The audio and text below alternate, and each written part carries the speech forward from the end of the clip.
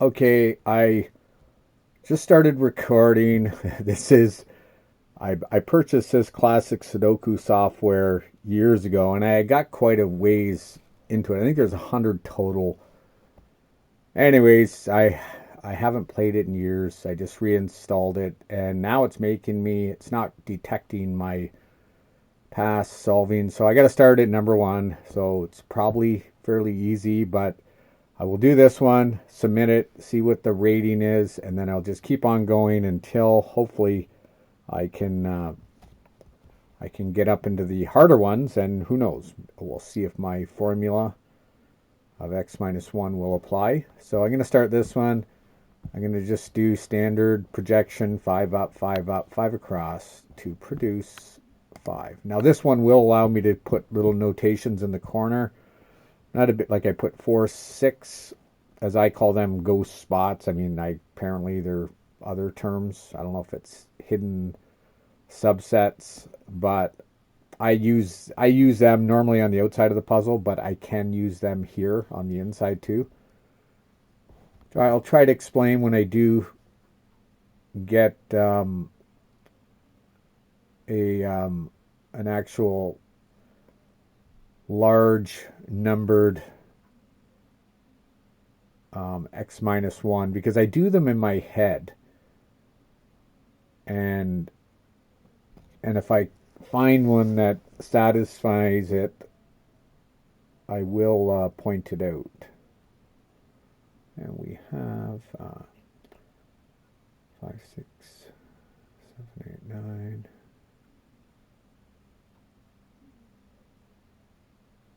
Actually, I have one. I cannot believe the x minus 1 formula works for. This is a 5 unknown, and this would be column 5. And what I do is, this is what I do or don't even think about it. When I look at any square, row, or column, I automatically imprint the number of unknowns and the actual digits of the unknowns into my mind. And then the x minus 1, intuitively, that's also etched in there, will let me know on how many of those, and it's always one less than the total of unknowns.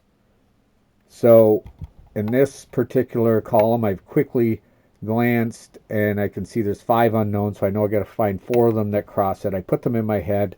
The unknowns are 5, 6, 7, 8, 9, and you can see right here in the middle one, 4 of them cross it, 5, 6, 7, 8. So the one that does not cross it, and that because there's 5 unknowns, 4 of them cross it, which is x minus 1. 5 unknowns minus 1, that's 4. And 4 of them cross it, so the answer has to be 9.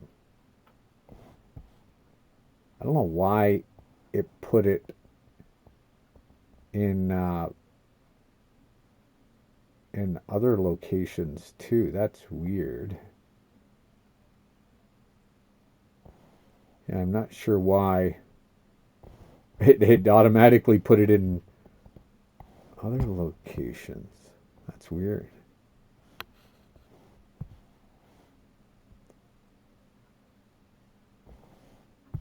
Yes, I have no idea. Unless it's remembering something. Yeah, I didn't have no idea.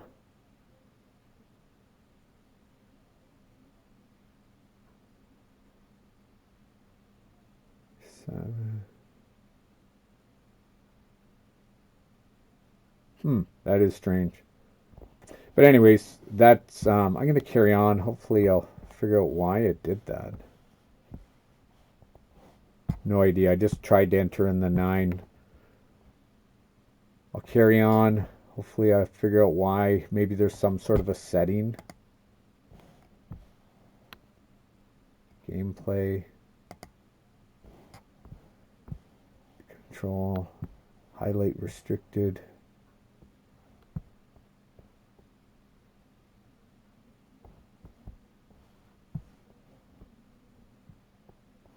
Fill cell.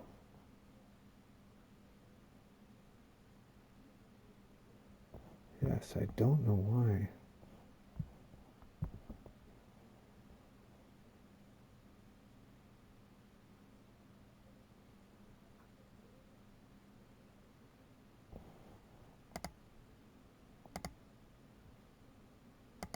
Yes, I do not know what that means. Yeah, I haven't used this software in several years. Oh, maybe those were already entered in. That's probably what it is. And it's just highlighting where the other ones are in the puzzle. So that's the one that I solved for using 5 unknowns in a column to start the puzzle based on the X-1 formula that I keep in my head. And like I said, the reason why I use X-1 because then it's it's variable to be applied to any amount of unknown. So it doesn't have to be two unknown. I mean, it'll work better with 2, 3, or 4, but it will work technically for 6, 7, 8 unknowns if the right combination. Usually I don't even attempt it. I just do it with 3 and 4 unknowns where I'll apply it when I scan the puzzle. So I can start doing cross projections or standard projections. I can see up here standard projection. We'll solve for the 5. So we got 5 vertical, 2, we got 5 horizontal crossing. So that's just basic cross sections, and that produces the 5 answer.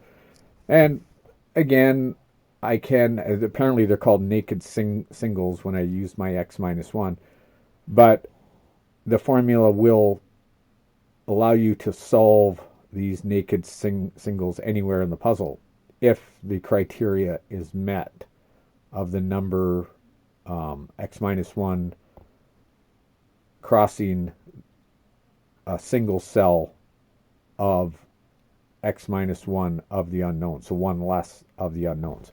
And I'll do the same thing. I'll apply it here. I never know if it's going to work until you apply it. Sometimes I'll just do projections. Sometimes I'll get too many times I'll apply that formula and I'll miss, simple, singles that are left around that I haven't filled in. But it does make the game fun because as you solve, that reduces the number of unknowns in this column, row, or box.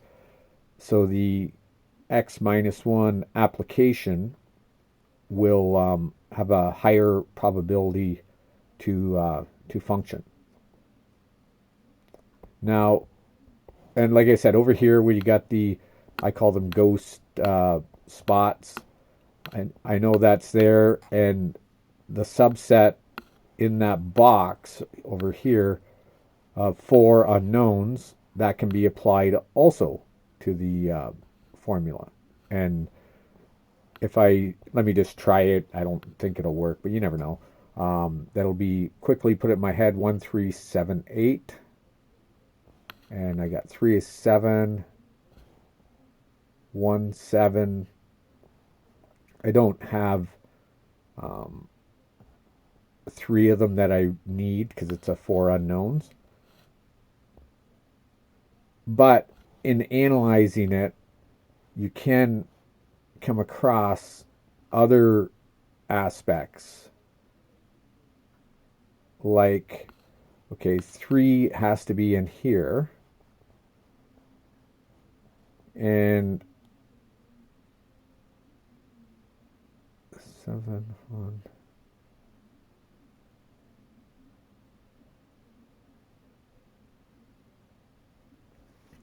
7, 1. Okay. But anyways, so analysis, 3 has to be in there because 4 and 6 is there. And 7 has to be in here, which becomes supposedly, I guess it's a hidden subset. I call it a ghost.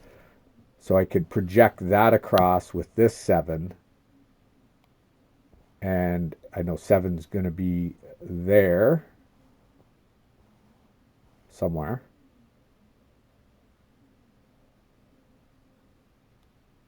And I'm just trying to, and I don't like how they fill in these colors because it's kind of throwing me off. I think they're actually filled in. So I didn't find anything there, but I'm going to apply it to the remainder of that column where I got the 5 originally. And that'd be 6, 7, or I got the 9 originally, then the 5. So the remainders would be 6, 7, 8, and I do have a 7, and that's it. So I'm going to scan, and like I said, I just do this in my head. When I glance at any row, column, or box, I just usually throw the numbers in there. And as I go through the puzzle, I do it more often because you're reducing the amount of unknowns as you're solving the puzzle, and it makes the likelihood of that X-1 formula producing I guess it would be a naked single, which is the answer, essentially. So I will do it here again. That would be, this might be another one. Yeah, I think it is. So I got this row number 1. I just put in my head quickly. I inject 1, 2, 3, 8. And that's 4 unknowns. So I got to find 3 that cross it. And I can quickly see, so it's 1, 2, 3, 8. And 2, 8, and 3 cross this cell. So that has to be 1. And apparently that's a naked subset, I guess.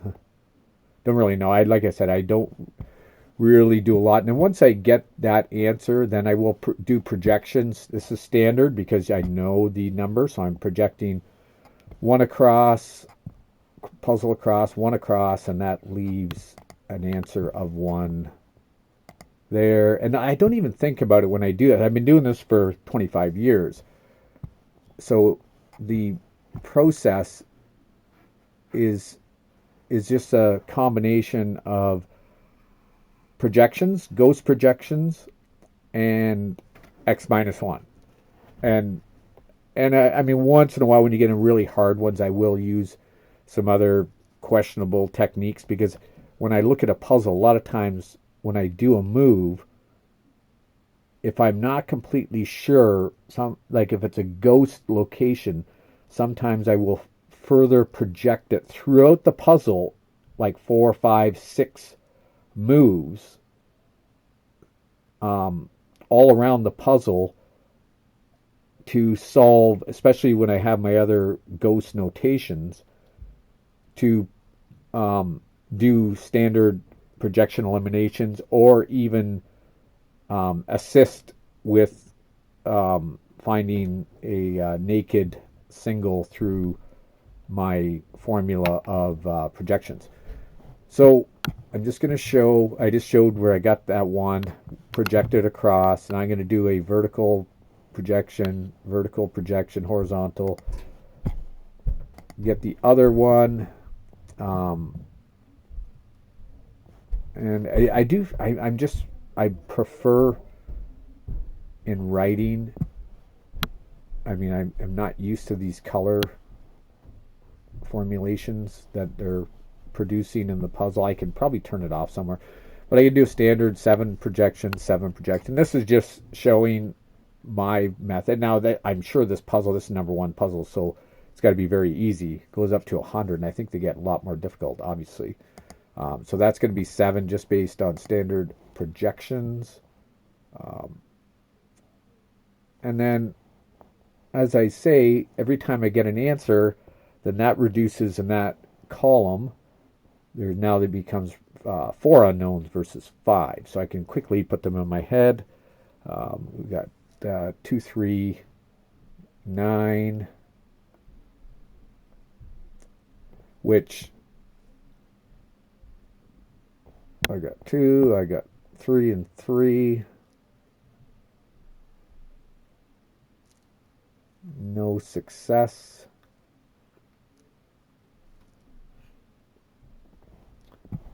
Let's see the remainder of this one. That would be 2, 3, 8.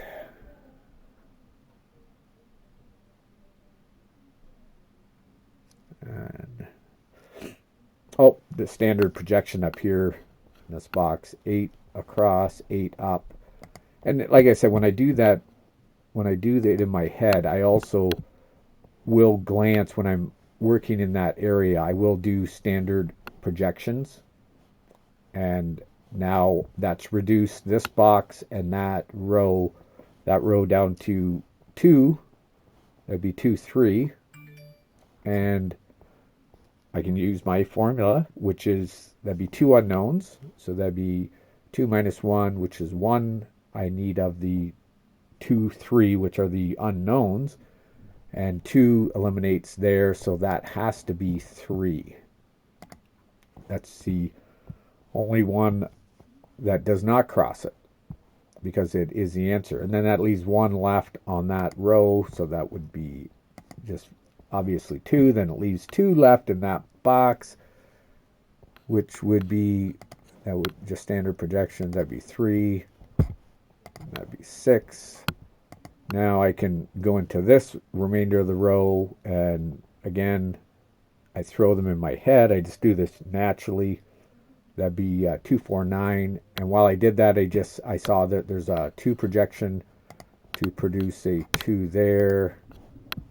And then we have 4, 9 left there, which would produce 8, 7 down there. And over here would be 6, 9, standard projection. That would make that 9. And then 1 left in that box, 6. And 6 projections down to here.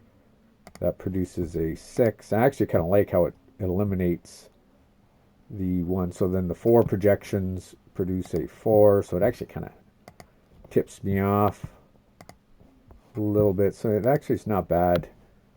I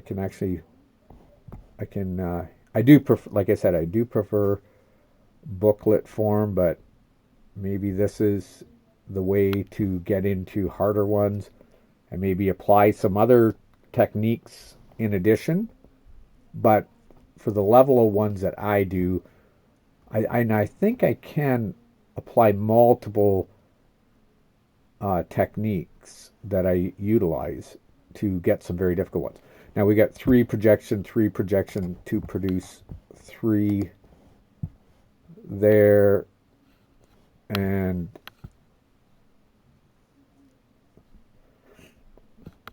looking for more. And like I said, as I glance through, a lot of times, oh, there's a 6 projection resulting in 6. This one down here, I got 6. I like how it highlights them. It actually allows me to do projections really quickly. That's 6 there, and then there's 3 unknowns in that row, which would be 7, 8, 9. I can actually, solve 9 there, because 7 and 8 cross it of the 3 unknowns, 7, 8, 9. So even though there's 1 left in that column, it actually solved it for the row using the formula.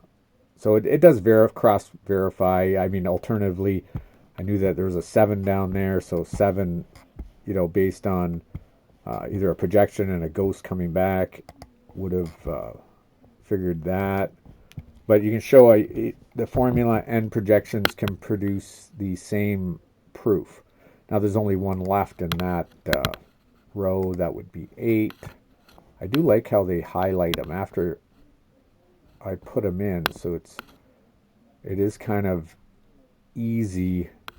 Yes, and I can see a 7 projection, 7. So produce a 7 there, and then that'll leave 1 left. So either I can apply the formula, or I can just put in the number that's left, or do an 8 projection. That leaves 4 and 9. Okay, we got 8s. Let's apply this row. That would be 1, 2, and 8. And just quickly, I know there's 3 unknowns, so 2 of them have to cross it. And I put them in my mind, 1, 2, and 8. I see 1, 2 cross that that cell right here, so that makes 8 as being the one that doesn't cross it according to x minus 1. That leaves 2 left. 1 and 2 are the numbers, and 2 is in the other left box, so that eliminates it from there. So 2 has to be there. And 1 left in that row becomes 1. This must be fairly easy.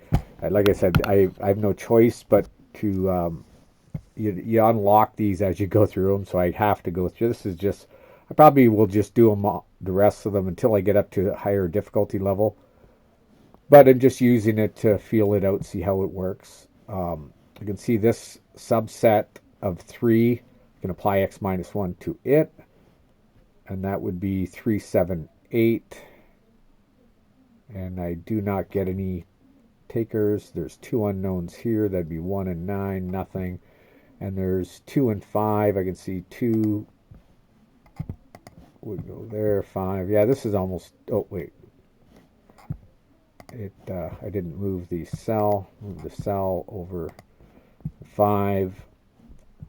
There's only 1 left in that vertical. This is almost too easy. And then 5 and 9. That's what's kind of, it's going to be tedious to go through to get up to a sufficient level of difficulty.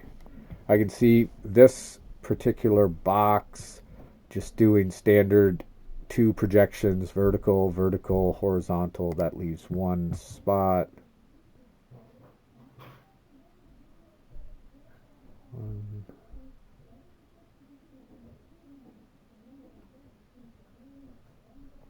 Yes, that would be 2. I find myself looking ahead. And now there's multiple ways to solve for 3 in this one. I can do standard projection, which results in a ghost backwards. Amy doesn't want a hot dog or a hamburger. Okay, and then 3 down, so that will produce a 3 there. 1 left in that row is 1. Yeah, this is too easy. But I will play it out just to kind of show on how my thought process works. This is actually almost, this could help out in the harder ones because it automatically does. Even though I can't put my notations, it does highlight all the numbers in the puzzle. There's 1 left in that, and that would be 4. And so it's easy. Probably 3. It's probably 3 potatoes. No, probably 3. So I am going to finish the standard projection: 6 down, 6 down, 6 vertical. Then 7 up, 7 up. That becomes 7.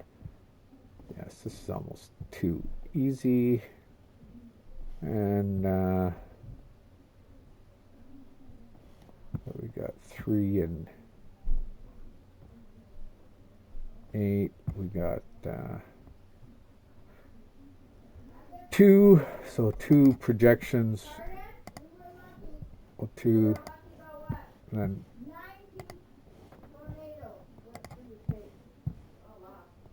8. Yes, that is Weather Modifications by Bill Gates. You can or you can't, whatever you want to do. That's time to go make dinner. I will finish this puzzle first. You can or you cannot, it doesn't matter. And we go 7 and 3. So let's just fill these in, and 7, then I can stop filming and go make dinner. 7 projections. Yeah, this is way too easy. But I have to go through this. And then so you peel them, cut them up, and then you microwave them then? Yeah, then you shake, or you stir them in oil. Well, you know what? I'll peel them and cut them, and then you come up. Yeah, I'm coming up. And we got a standard projection. I actually like how it eliminates them down the bottom too. It's almost like a cheat. And I got my. Yeah, hopefully they get a lot harder. That's 5, and then that leaves 5 remainder, and 9. And that was 26 minutes. I wasn't trying to speed. Did you spot the 9 that could be immediately placed in the center square? I didn't see it. I did. I believe I found it not from crossing, but from my elimination format. Anyways, that's it. I'm going to end the puzzle. First one done. Just gonna see if anyone. I don't know. I don't think so. I'm not sure. Did you say there's one hot dog bun? Yeah, but I'm using that for my chili dog. I know. Where is that? It's up there. Huh? It's up there. Anyways, I'm closing down, going for dinner.